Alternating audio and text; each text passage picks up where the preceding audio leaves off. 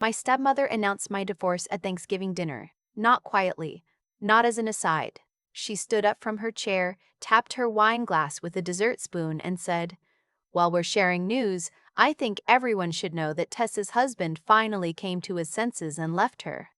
Then she sat back down and reached for the gravy. I was 31 years old, a senior fraud investigator at the Federal Reserve Bank of Dallas, and I was sitting at that table with 12 members of my father's extended family watching me for a reaction. I took a sip of water. I said nothing. That was October. By the following February, she would be sitting in a federal holding room with her lawyer, and my father would be standing in his kitchen watching U.S. Marshals carry out boxes of documents he thought were buried forever. And I would be the reason both of those things happened. But I'm getting ahead of myself. My mother died when I was 9. Ovarian cancer, fast and total. My father remarried 4 years later. Her name was Sandra, and she came with a personality like a freshly sharpened knife, always smiling, always precise, always cutting just deep enough to remind you of your place. She never hit me, never screamed. She had better methods. The sighs when I brought home a report card, the offhand comments at dinner. "Tessa, honey, have you thought about a more realistic major?" When I told my father I'd been accepted to SMU's finance program, the way she'd say my name always with a half-second pause before it, like she was slightly disappointed to be using it. My father was not a bad man. He was a distracted one. He built commercial real estate in North Texas for 30 years, and the business consumed him the way some things consume people. Slowly, completely, until there wasn't much left for anyone else. He loved me in the way you can tell someone loves you even when they're never quite paying attention. Birthday calls that were 5 minutes long. Hugs at the door that felt like he was already thinking about something else. Sandra filled the space he left. She just didn't fill it the way a mother would.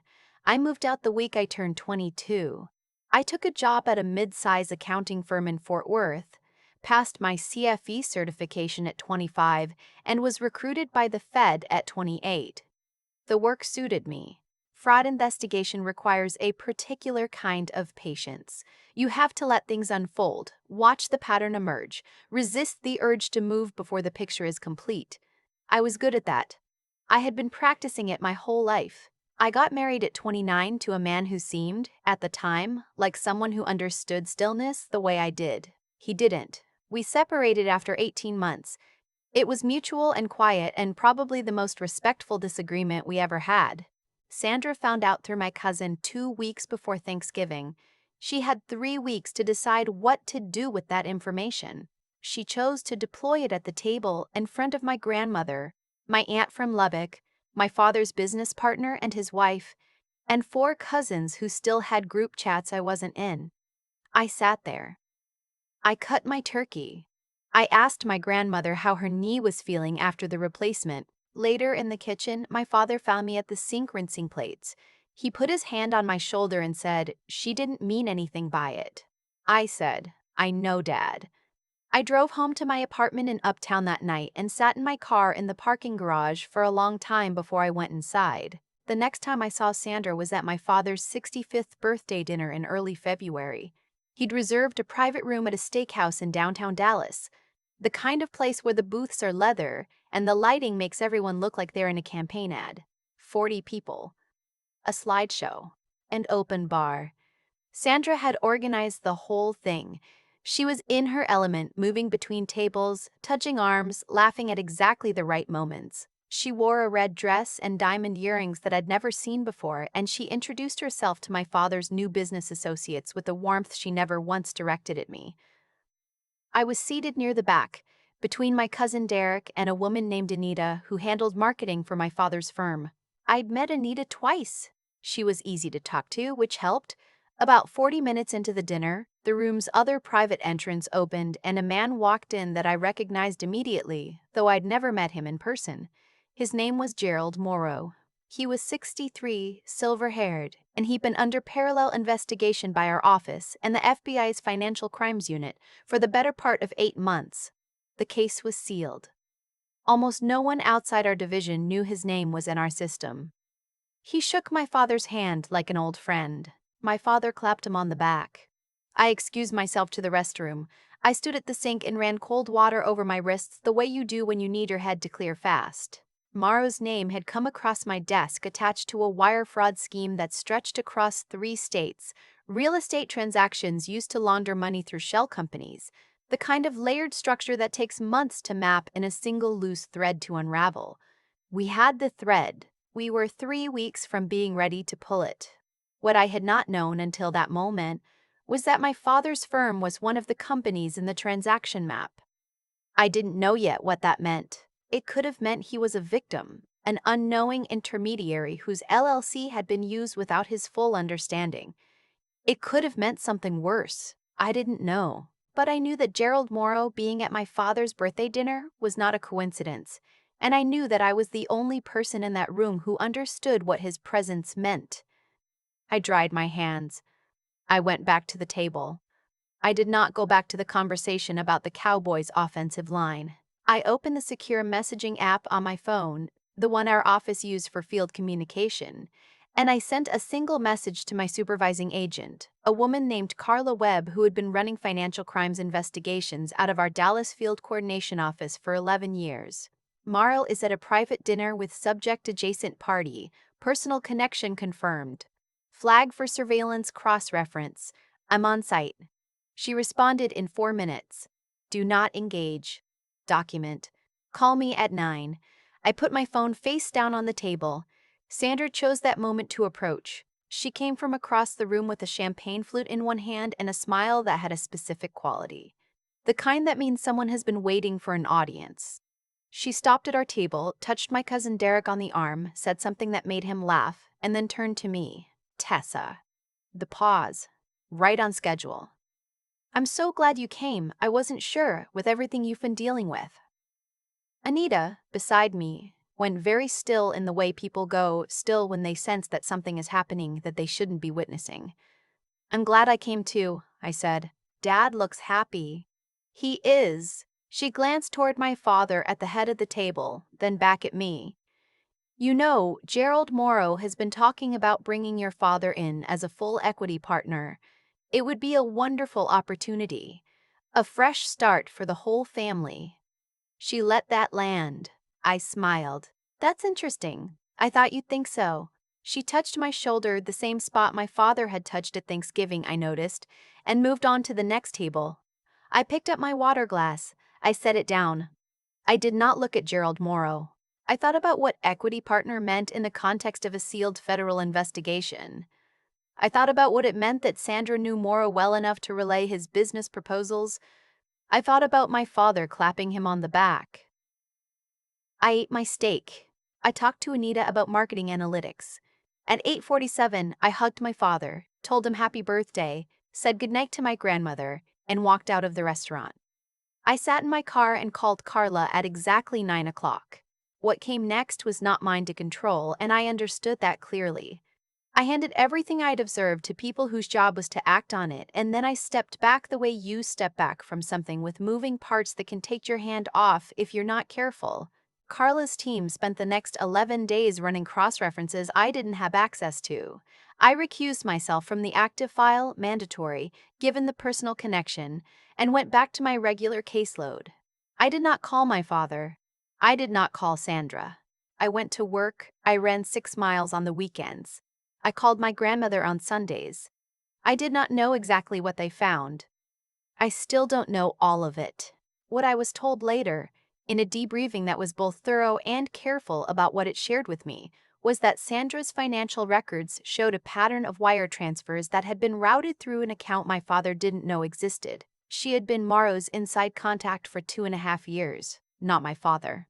Sandra. She had used the access that came with being married to a commercial real estate developer, the dinners, the introductions, the document signing she'd been present for over the years, to feed Morrow's operation information it needed to stay ahead of scrutiny. She was not the architect. She was the facilitator. In federal terms, that still carries significant weight. The marshals came on a Thursday morning. I was at my desk when Carla called to tell me they were executing. I said thank you. I hung up. I stared at my monitor for a moment and then I went back to the spreadsheet I'd been reviewing before the phone rang. My father called me that evening. He had aged, somehow, between February and now. I could hear it in the first syllable. He said my name, just my name, Tessa, and then he was quiet for a moment. Did you know? He asked. I knew something, I said. I didn't know what. How long? A few weeks. Another silence. Then, why didn't you tell me? I thought about Thanksgiving. I thought about Thanksgiving. I thought about the pause before my name. I thought about 31 years of watching him look slightly past me toward whatever was requiring his attention next. I didn't know yet what I was looking at, I said. And when I did, it wasn't mine to tell. It had to go through the right channels or none of it would have held. He was quiet again. I could hear him breathing. She was going to make me a partner with him, he said. I had the paperwork on my desk. I know. If I'd signed it. I know, Dad. He didn't say anything for a long time. I stayed on the line. Finally, he said, I didn't know what you did. At the Fed. I mean, I knew the title, but I didn't. He stopped. I didn't really understand what it meant. Most people don't, I said. I should have. I didn't tell him it was fine. It wasn't fine. It wasn't fine. But it also wasn't the conversation for the phone at 8 o'clock on the night his wife had been taken in for federal questioning. There would be other conversations. Or there wouldn't. Either way, tonight wasn't it. Get some sleep, I said.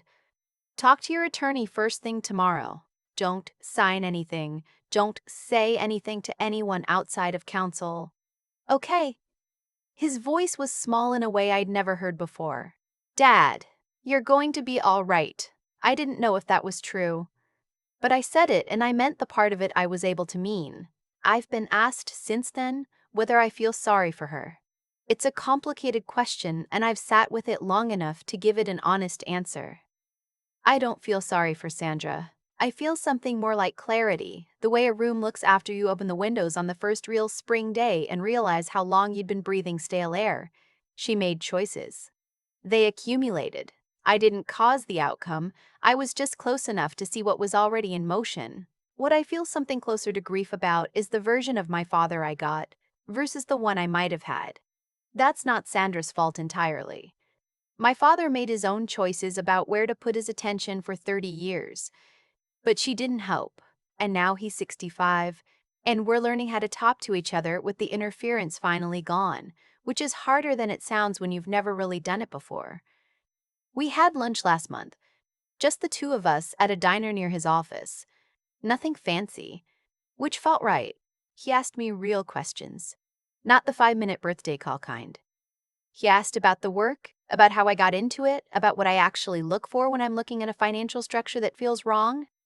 I told him it's like reading a sentence where one word is slightly off. Most people skim past it. You have to train yourself to stop at the wrong word.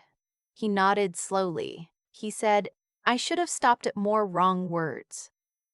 I think that's probably as close as we're going to get to a direct conversation about the last 20-something years, and I've decided that's okay. It's more than I expected.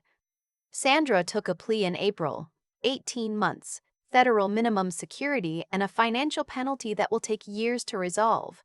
Morrow got 7 years. The case was covered in the Dallas Morning News and briefly on a local TV segment that described it as a real estate laundering network dismantled by federal investigators, which is accurate as far as it goes. No one in the article mentioned me. My name isn't in any of the public documents. I did my job and I stepped back, the way the job requires. My grandmother called me after she saw the news. She said, I always knew that woman had a locked room somewhere. I laughed for the first time in what felt like a long time. You never said anything, I told her. You weren't asking, she said. And you didn't need me to. You were always going to figure it out yourself. I thought about that for a while after we hung up. I'm still thinking about it. I don't tell this story to say that I won something. I don't think that's the right frame. I tell it because I spent a lot of years making myself small in rooms where someone needed me to be small, And then one night in a downtown steakhouse, I looked up and saw exactly what was happening, and I did the work I was trained to do. And the truth arranged itself the way truth does when someone finally stops looking away from it. I choose what I stand on now. I know what that ground feels like. That's enough. I've thought a lot about cause and effect since everything with Sandra came to light. Not in a dramatic way, not the way people narrate their lives like there was some cosmic force arranging the pieces, just the quieter version of it. That what you do consistently over years eventually becomes the only thing that's left when everything else falls away. Sandra spent 2.5 years feeding information to a man running a federal fraud operation. She did it in small increments, the way people do things they know are wrong, a little at a time, until the accumulation becomes something they can't walk back from. She was careful. She was patient. She believed, I think, that her access to my father's world gave her a kind of protection, that proximity to his name and his business meant the consequences would always land somewhere other than her. That's the thing about hiding behind someone else's credibility. It works until it doesn't. And when it stops working, it stops all at once. I don't take credit for what happened to her. I made one call. I reported what I saw to the people whose job it was to act on it, and then I stepped back. The case that brought her in had been built over 8 months by investigators who had never met me and didn't need me. I was just the person standing in the right room on the right night who knew enough to understand what she was looking at. That's what 12 years of doing the work actually looks like. Not a dramatic confrontation. Not a speech. Just pattern recognition. The trained ability to look at something that seems normal and see the word that doesn't fit. Tessa didn't walk into that steakhouse planning to change anything. She walked in because it was her father's 65th birthday, and she was trying to be present for a man she still loved even when he made it hard. The rest of it happened because she didn't look away. That's the whole story, really. She had spent years training herself not to look away from things that were uncomfortable, and that night it mattered. There's something in that worth sitting with. Not a lesson in the way teachers write lessons on a board, more like a thing you arrive at slowly, through accumulation. The discipline you build in ordinary moments is the only thing you actually have access to in the extraordinary ones. You can't manufacture steadiness on demand. Either you've been practicing it or you haven't. Integrity works the same way. It isn't a decision you make in a crisis. It's the sum of the smaller decisions you made when nobody was watching and nothing was at stake. Sandra made her small decisions for years. So did Tessa. February just happened to be the night both sets of choices came due at the same time in the same room. What I keep coming back to is this. The people who treated Tessa like she was small were working with incomplete information. They saw the divorce. They saw the quiet. They saw a woman who didn't argue back. They didn't see the 11 years of case files, the CFE certification, the federal credentials, the decade of learning how to read a financial structure the way other people read a sentence. You rarely know what someone is actually carrying. That works both ways. It means you can't assume weakness from stillness. And it means the thing you're quietly building, the competence, the discipline, the slow accumulation of doing hard work well, is more real than anyone's opinion of it, including your own on the hard days. Sandra is serving her sentence. My father is learning to pay attention. Tessa is still at her desk, still reading the sentence, still stopping at the word that doesn't fit. That's enough?